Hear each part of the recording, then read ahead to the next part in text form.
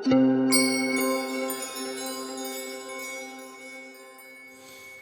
Eckhart Yogis. I wanted to spend a few moments to try and describe and maybe bust a couple of myths around what Yoga Nidra is and what it isn't. There's this idea, I believe, that Yoga Nidra is sleep yoga. And to some degree there's truth in that, but I think it's more accurate to describe this as a practice that explores states of consciousness. And I want to give you a little bit of a model and something that you may relate to or reference a bit more, assuming that you've been into yoga practice long enough to see this particular symbol.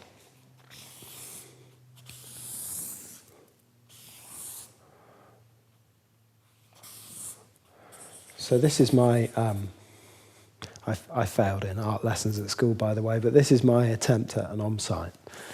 And what I'm about to share with you is taken from the Turiya Upanishad, so I'm not making this up. This comes from traditional scriptures and texts. But I think it gives us an insight as to what it is to practice Yoga Nidra. Yoga, of course, means to experience interconnectedness or wholeness, or a sense of losing one's boundary or identity, and feeling subsumed, we might say, in something much more global and expansive. And the word Nidra, as I suggested at the beginning of this talk, implies the idea of going to sleep. But actually, something happens for us when we go to sleep, and it's not just quite as simple as asleep and awake. There are a few stages around it. So this first curve up here, we could describe as waking or being awake. And hopefully, if I haven't bored you to death, you are awake at this moment, and you're in a state of what's called beta brainwaves. So your brain is producing relatively fast signatures. And as we're in beta, we're doing a number of things. We could just broadly say we're thinking, but we're judging, deciding, discerning, intellectualizing. So this is very much about being cognitive. Now, every night that you go to sleep, you pass through a doorway called a hypnagogic state or hypnagogia, which I'll come to talking about in a few moments. But you'll very quickly fall into deep, dreamless sleep. And isn't it nice? It's such a gift when we have that deep sleep. And this is representative of this second curve. And in deep sleep, our brain produces very different patterns of brain wave called delta. And contrast to beta brain waves, now the waves are very slow, to the point that there's not really much activity going on in the cognitive mind. And is that not true? Most of us don't recall deep sleep. We don't have an experience of thinking whilst we're deep sleeping. They tend to be mutually exclusive. And as your body goes through sleep cycles in the night, and each sleep cycle takes about an hour and a half, you'll typically do a lot of this deep sleep in your first few sleep cycles. Maybe your first 3 will be almost exclusively this stage 3 into stage 4, very deep rest in the body. And we do loads of repair at this stage. Your body is essentially healed every night as you get deep sleep. And it's why you see new parents looking a little bit haggard, because they're not getting enough of this. So there's not enough repair and restore. And indeed, used as a form of torture in certain cultures to deprive a person of sleep can lead to a deep unrest in the psyche and can ultimately allow us to unravel at this level of our waking beta cognitive state. So we need this deep sleep. It's like kind of plugging into the mains and resourcing ourselves every night. Now, as your body has done a few of these deep sleep cycles, what starts to happen is there's an introduction to this third state over here, which we could describe as dreaming. And technically we know this is REM, or rapid eye movement sleep. And this is agreed by scientific communities and also pointed out through the text I was talking about, that dreaming is essentially a way that we're processing that which sits just below the level of the conscious mind. We're starting to meet our subconscious, that part of us that has recognized and stored lots of experience, but it hasn't necessarily dropped in at a cognitive level, or it's not something that we've thought about.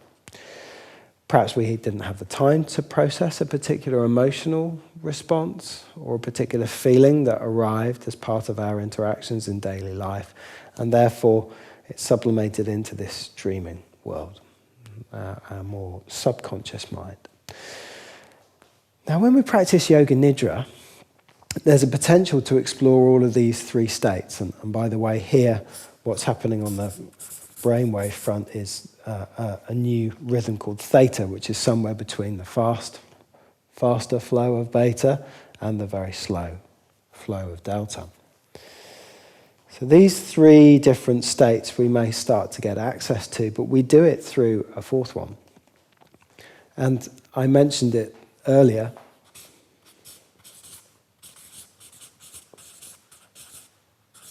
And you'll remember it now you've heard it, or if you've heard it before, because hypnagogic is a kind of unusual word. Every night that you do this going to sleep, over the space of about 2 to 5 minutes at most, you pass through this hypnagogic state. And it's a little bit like being between asleep and awake, literally, in terms of you may maybe fantasize that you've heard something. Typically, people in this hypnagogic state say, oh, I heard someone call out my name. That might be an experience here. We can have what's called myoclonic jerks. As our body is falling into sleep, we can literally experience the body twitching, and this is part of the shutting down mechanism of our senses. And the different sense organs start to close down until the last one to go is hearing, which is why Yoga Nidra is a vocal instruction, because we want to keep this listening sense just attuned to help us stay surfing on this stage of between being asleep and awake. Another way we could say that is between waking and dreaming.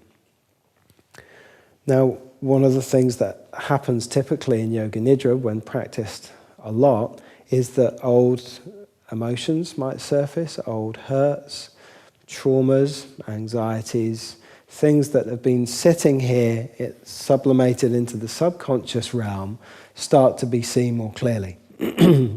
And as we extend this hypnagogic state through our practice of Yoga Nidra, literally staying on the edge of being between asleep and awake, or we might say conscious sleeping now, we're able to do this very helpful dance between our cognitive mind and our part of our self which is below intellectualization, which is much more of a felt sense, much more imagery rising up from this part of our experience.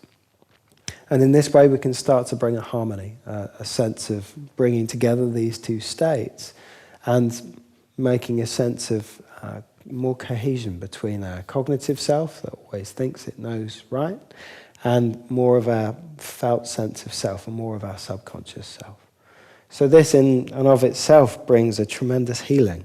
There feels like there's much more harmony internally, and there's much more of an understanding between these what can be quite disparate or disjointed parts of self. Ultimately, as we practice more and more, we may even experience the body to fall into these very deep sleeps of rest and deep stages of rest, and stay conscious.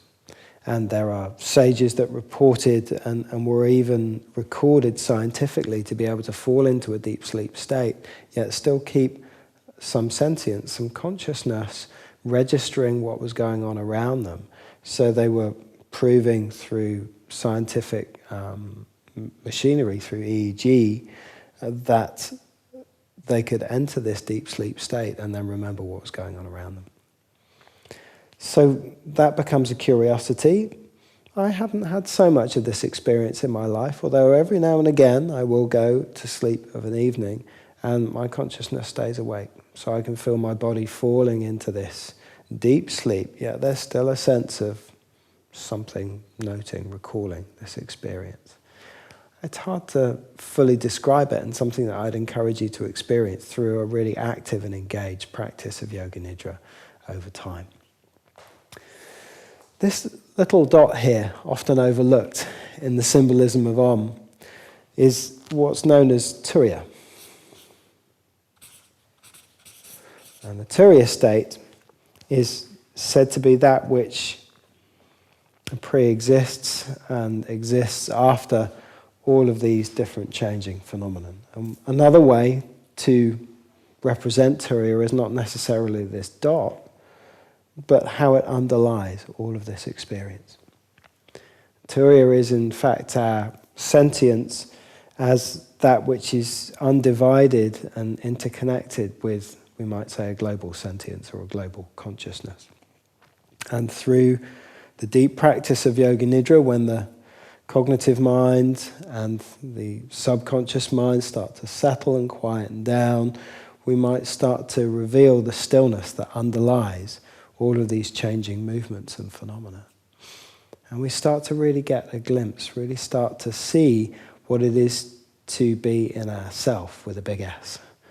More of our expansive state of consciousness, more of the stillness that rests behind and precedes thought, and the stillness with which thought pours back into. And this is starting to point towards Turya, and in explorations of consciousness that you can do with me and through the practice of Yoga Nidra, you can begin to reveal this quality of Turya as something that's interpenetrating, absorbing, and holding, we might say, everything, or even there as an underlying stillness out of which the manifest world appears and ultimately disappears back into. So I hope that's helpful in terms of understanding what Yoga Nidra is really about and where it's trying to take you, not necessarily to have a nice sleep, although that can be really great. And look, sometimes I use this practice for that very purpose, but maybe to hold an intention longer term, to start to understand, to harmonize the relationship between the conscious and the subconscious mind, and ultimately to fall into this experience of expansiveness. That's the heart of where Yoga Nidra is taking us. Thanks.